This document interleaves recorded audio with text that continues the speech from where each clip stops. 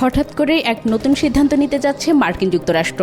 বাংলাদেশ সহ বিশ্বের 60টি দেশের পণ্যের উপর অতিরিক্ত শুল্ক বসানোর প্রস্তাব দিয়েছে ডোনাল্ড ট্রাম্পের দেশ। এতে করে চিন্তা বাড়ছে দেশগুলোর।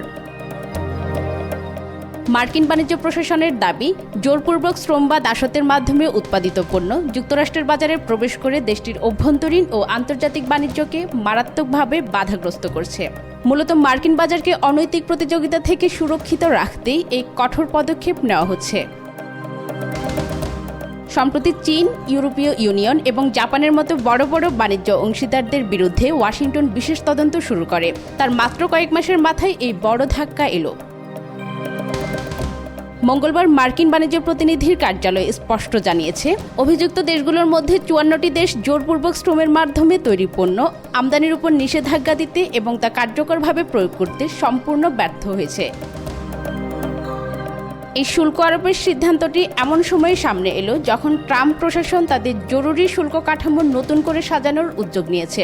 এর আগে গত ফেব্রুয়ারিতে মার্কিন সুপ্রিম কোর্টের এক রায়ে পূর্বের শুল্ক ব্যবস্থা বাতিল হয়েছিল। ফলে নতুন এই প্রস্তাবকে ট্রাম্প প্রশাসনের বাণিজ্য নীতির বড় একটি পুনর্গঠন হিসেবে দেখা হচ্ছে। ইউএসটিআর এর ঘোষণা অনুযায়ী জোরপূর্বক শ্রম সংক্রান্ত তদন্তের সূত্র ধরে বাংলাদেশ, কানাডা, ইকুয়েডর, ইউরোপীয় union, Indonesia, Mexico, Pakistan, Argentina, Cambodia, El Salvador, Guatemala, Malaysia, Taiwan এবং যুক্তরাজ্য থেকে আমদানিকৃত পণ্যের উপর 10% অতিরিক্ত শুল্ক আরোপের সিদ্ধান্ত নেওয়া হয়েছে। বাকি 45টি দেশের উপর অভিযোগের মাত্রা বিবেচনা করে আরও বেশি অর্থাৎ 12.5% শুল্ক আরোপ করা হবে বলে জানিয়েছে মার্কিন এই বাণিজ্য সংস্থাটি। বৈশ্বিক বাণিজ্যে যুক্তরাষ্ট্রের এমন কঠোর অবস্থান সংশ্লিষ্ট দেশগুলোর রপ্তানি খাতে বড় ধরনের প্রভাব ফেলতে পারে বলে আশঙ্কা করা হচ্ছে।